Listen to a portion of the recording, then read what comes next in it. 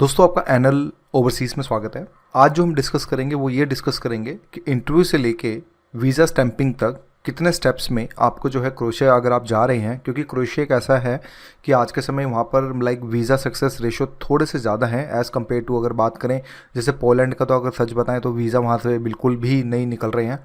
हालांकि एजेंट काफ़ी ज़्यादा पैसा कम उसके मांगते हैं, लेकिन सच बताऊँ तो वीज़ा वहाँ से नहीं निकल रहा है। तो कुछ ऐसी जो लो यूरोपियन कंट्रीज़ हैं, जिसमें अगर बात करें क्रोएशिया हो गया, आपका लिथुआनिया हो गया, ये सारी जो कंट्रीज़ होती है तो यहाँ से वीज़ा प्रोसेस थोड़ा सा इजी होता है। इवन अगर मैं बात करूँ तो चेक रिपब्लिक के भी एजेंट्स ने काफ़ी बेचे हैं अपने वीज़े बोल बोल के, लेकिन वहाँ से चेक रिपब्लिक से भी अपॉइंटमेंट्स नहीं मिल रही हैं।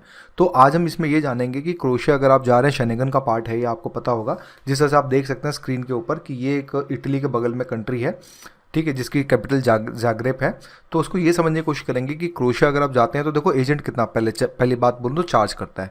देखिए डिपेंड करता है आपके एजेंट टू एजेंट पे। अगर आप नॉर्मली देखेंगे यूरोप का जो शेंगन का जो वीज़ा जो प्रोसेस है वो करीब मान के चलें 5.5 से लेके 9 लाख तक भी जाता है। डिपेंड करता है कौन सा एजेंट कैसे काम करता है। अगर आप नॉर्थ इंडिया में अगर आप अप्लाई करते हैं तो आपको ज़्यादा पैसे पे करने पड़ेंगे, और अगर आप साउथ इंडिया में जाके अगर आप अप्लाई करते हैं तो वहाँ हो सकता है 1 से 1.5 लाख का फ़र्क आ जाए।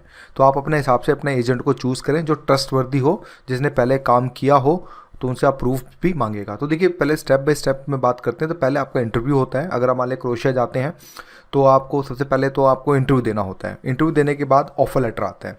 ऑफर लेटर आप साइन करते हैं एजेंट के थ्रू। तो जब एजेंट के थ्रू जब आप साइन करते हैं तो उसके बाद फिर क्या होता है कि एजेंट फिर जो है वर्क परमिट के लिए अप्लाई करता है। और वर्क परमिट डिपेंड करता है कि कितना टाइम लगेगा, क्योंकि देखिए सबसे ज़्यादा टाइम जो है वर्क परमिट में लगता है। अगर नॉर्मल देखा जाए तो किसी का वर्क परमिट 1.5 महीने में भी मैंने देखा है आते हुए, और किसी का देखा है मैंने 5-5 महीने भी हो जाते हैं वर्क परमिट रिलीज़ करते हुए। तो ये डिपेंड करता है आपकी। अब यहाँ पर देखिए वहाँ पे ट्रैफिक के ऊपर होता है कि कितना जागरूक के पर स्प्लिट में कर रहा है, कहाँ कर रहा है। तो देखिए अगर कैपिटल सिटी में करेगा तो डेफिनेटली यहाँ पे थोड़ा सा टाइम थोड़ा ज़्यादा लगता है। आप मोटा मोटा ये मान के चलें कि कम से कम 75 से 90 दिन आप वर्क परमिट इशू करने के लिए आप मांगे। फिर उसके बाद कि अगर आप कोई छोटी कि आप छोटी सिटी में कर रहे हैं तो हो सकता है वहाँ पे 60 दिन के अंदर भी वर्क परमिट आ जाए। तो कुल मिला के मोटा मोटा ये है कि वर्क परमिट आने में 2 से 3 महीने और मैक्सिमम 5 महीने तक लग जाते हैं। फिर इसके बाद जैसे आपका वर्क परमिट आता है तो फिर आपको वीएफएक्स की अपॉइंटमेंट लेनी होती है। ये एजेंट ही करके देते हैं। तो जब आप वीएफएक्स में जाते हैं तो वहाँ पे आपका पासपोर्ट सबमिट कर लिया जाता है, और भी डॉक्यूमेंट होते हैं, एकोमोडेशन डॉक्यूमेंट होते हैं, और भी जो भी डॉक्यूमेंट होता है वो एजेंट बता देता है। उसके बाद आपका वीएफएक्स होता है। वीएफएक्स में फिंगर्स होती है, और साथ में वहाँ पे फ़ीस लगती है कुछ 12 से 13 हज़ार रुपये। तो वो आपको जो है पे करना होता है। इसके बाद जैसे ही वीएफएक्स में आपका हो जाता है, आपको स्लिप मिल जाती है। फिर उसके बाद आपको करीब मान के चलें कम से कम 60 दिन और ज़्यादा से ज़्यादा 120 दिन के अंदर आपको जो है वीज़ा मिलने के चांसेस होते हैं इसमें। या तो वीज़ा मिलेगा या फिर नहीं मिलेगा शेंगन का। तो ये पूरा एक प्रोसेस होता है दोस्तों। इस पूरे प्रोसेस में अगर मैं बात करूं तो मान के चलो कि कम से कम 6 से 8 महीने लग जाते हैं पूरा स्टार्टिंग से लेके एंड तक। तो 6 से 8 महीने अगर आपके पास पेशेंस हैं तो आप अपनी जॉब करते रहिए, और साथ में इसके लिए आप जो है अप्लाई कर सकते हैं।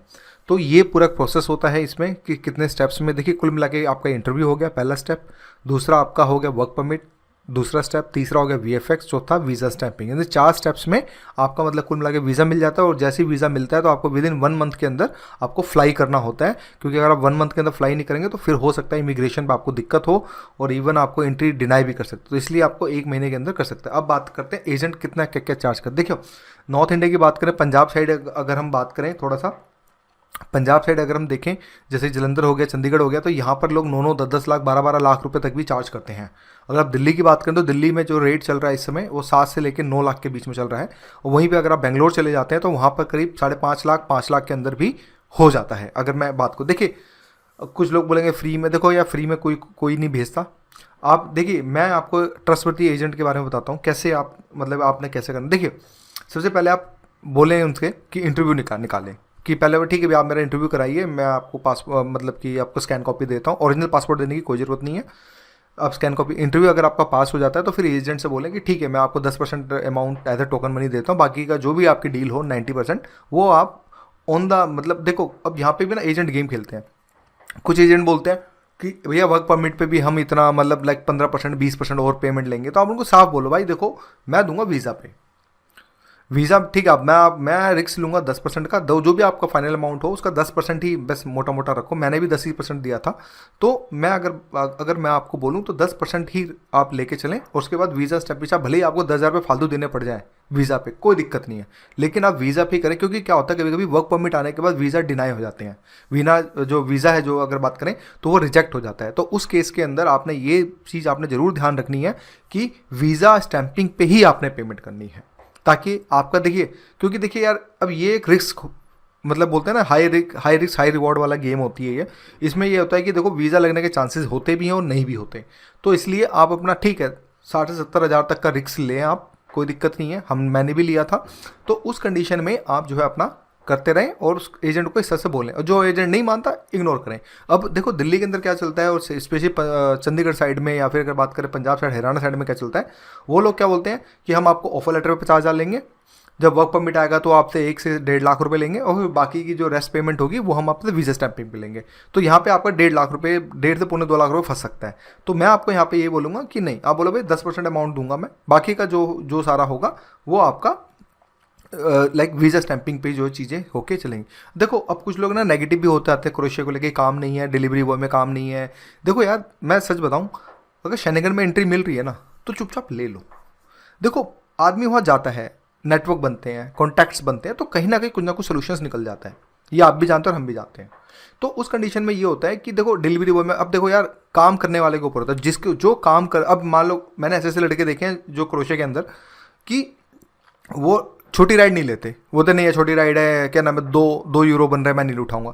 देखो जब तुम उठाओगे नहीं तो इससे इनडायरेक्टली तुम्हारा नेगेटिव इंपैक्ट पड़ेगा, ठीक है। तो नेगेटिव इंपैक्ट पड़ेगा तो तुम्हारे पास जो है डिलीवरी कम बचेगी। मेरे कंडीशन में क्या, मैं नहीं देखता, बस मैं पेलता जाता हूँ, क्यों भाई मुझे काम करना है, मैं यहाँ काम करने आया हूँ और मुझे काम करना है किसी भी तरह से। तो उस कंडीशन के अंदर मैं आपको यहाँ पे यही एक बात बोलूँगा कि आप नॉन स्टॉप आप काम कीजिए, ठीक है। अब ये मत देखिए, कुल मिला के मोटा मोटा ये है कि आपकी अर्निंग कम से कम 70 यूरो 65 यूरो तक आपकी हो तो ज़्यादा बेस्ट है, क्योंकि एट द एंड फिर आपको 1000 से मतलब कि 800-900 1000 यूरो तक आपको बच जाएंगी, मतलब कहने का मतलब ये है। तो ये सब चीज़ें तो देखो, और एक चीज़ और, आप कोशिश ये करेंगे आप अपना स्किल जो वर्क है उस पर थोड़ा सा ज़्यादा फोकस करें। चाहे आप वेल्डिंग का काम सीख लो, नहीं आता प्लम्बिंग का काम सीख लो, ठीक है, शटरिंग का काम सीख लो, इन चीज़ों के भाई जेसीबी चलाना सीख लो, कुछ और देख लो। तो क्या है ना कि यूरोप साइड में अगर मैं बात करूँ शेनेगन में, तो स्किल पे थोड़ा सा ज़्यादा फोकस किया जाता है। और जब आप एंट्री ले लेते हैं ना, देखो यार कहीं भी आप जाओगे, चाहे आप दुबई जाओ, शेनेगन जाओ, कहीं भी जाओ, यूएस जाओ, स्टार्टिंग के 6 महीने थोड़े स्ट्रगल होते हैं। अगर आप 6 महीने, क्योंकि देखो अगर आपने ये सोच लिया कि यार मुझे कुछ करना है लाइफ में, तो डेफिनेटली आप वो 6 महीना आप बहुत अच्छे से जो है स्ट्रगल कर लोगे। और देखो हर किसी, मैंने भी जो है स्ट्रगल मतलब किया था, तो उस कंडीशन में ये है कि आप ये मान के चले कि स्ट्रगल तो देखो थोड़ा होता है, क्योंकि देखो यार आपको पता है कि दिल्ली में या फिर चंडीगढ़ पंजाब में इतनी जॉब, मतलब कि जॉब तो है लेकिन पैसा नहीं है। 15 से 20 हज़ार में क्या होगा एक नॉर्मल आदमी का। तो उस कंडीशन में थोड़ा सा स्ट्रगल तो करना पड़ेगा भाई। फिर डेफिनेटली आप 700-800 यूरो अगर वहाँ कमा लेते हो, 900 यूरो भी कमा लेते हो, तो यार कुल मिला के 60-70 हज़ार रुपये कमा के आप तो कुल मतलब मोटा मोटा ये कि 45 से 50 हज़ार रुपये आप स्टार्टिंग में घर भेज सकते हो। फिर बाद में जैसे जैसे नेटवर्क बनते चले जाते हैं तो आदमी जॉब भी चेंज करता रहता है। तो ये सब चीज़ें जो हैं बढ़िया रहती हैं। तो ये कुछ 4 स्टेप्स थे मैंने आपको बताया कि वीज़ा स्टेप्स के, कि किस तरह से मतलब कि वीज़ा स्टेप्स को लेके मतलब कि होता है। और इसके अलावा और भी मैं आपको अभी और भी इसमें वीडियोस बना के दूंगा। तो ये एक बेसिक वीडियोस थी ताकि जो बच्चे मतलब कि जो दोस्त हैं वो जाना चाहते हैं क्रोशिया टाइप में, तो मैंने आपको ये भी बता दिया कि क्या कितने स्टेप्स होते हैं, कितना प्रोसेस का टाइम लगता है, और इसमें ये सारी चीज़ें होती हैं। इसके साथ साथ मैं आपको एक चीज़ और भी बताना चाहूँगा। देखो इसमें पीसीसी भी लगता है। पीसीसी का मान के चलो 2 से 2,500 का खर्चा आता है, डिपेंड करता है आपकी लोकेलिटी के ऊपर आप कहाँ पे रहते हैं। क्योंकि पुलिस वेरिफिकेशन के थ्रू मतलब कि आपको वर्क परमिट ही अप्लाई होगा। जैसे ही आपका इंटरव्यू क्लियर हो जाता है तो फिर आपको ऑफर लेटर मिलता है, तो उसके बाद फिर एजेंट बोलता है आपको पीसीसी कराना होता है। पीसीसी कुछ नहीं, जैसे पासपोर्ट ऑफिस में जाके आपको सबमिट करना डॉक्यूमेंट, उसका क्लैरिफिकेशन होता है, और वो वर्क परमिट जो है, क्योंकि जो सारे वर्क परमिट क्रोशिया के वो पुलिस स्टेशन से निकलते हैं। तो ये सब चीज़ें मैंने आपको बताई आज की वीडियो के अंदर। बाकी हम नेक्स्ट वीडियो में कुछ और डिस्कस करेंगे। सो आज की वीडियो के लिए इतना ही। Thank you.